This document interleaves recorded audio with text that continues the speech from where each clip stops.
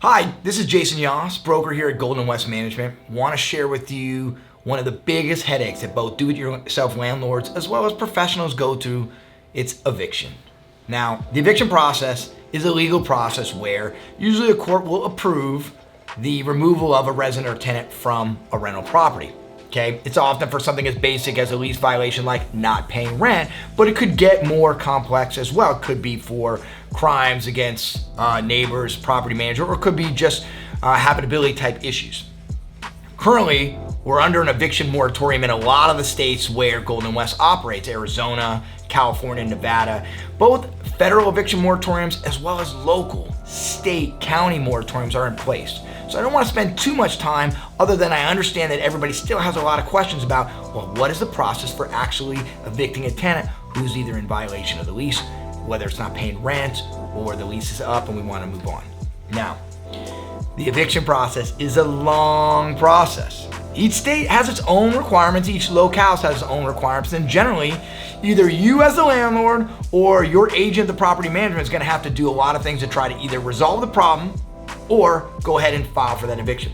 Now, the steps involved are, number one, if you're not going to be able to resolve the problem, you're going to have to file a notice to quit. And basically that's something where you serve a tenant a specific notice that says they either need to quit or pay rent, quit what they're doing or pay rent. And if they don't do it in a certain amount of time, then you can take the next steps towards filing with the court. So once we file that notice to quit, then we're going to go ahead and file the proper paperwork with the court.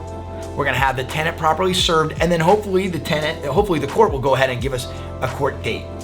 This process can take a long time. It can be anywhere from a couple weeks in states like Arizona or Nevada, or it could be 30 to 60 days in states like California.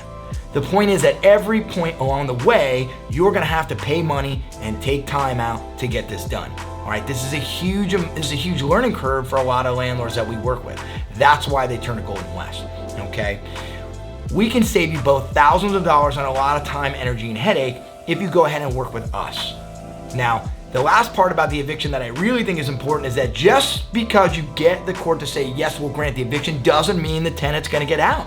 Okay, you may have to get what's called a writ of restitution, and you may have to get that filed with the court, and that's when the sheriff goes to the property.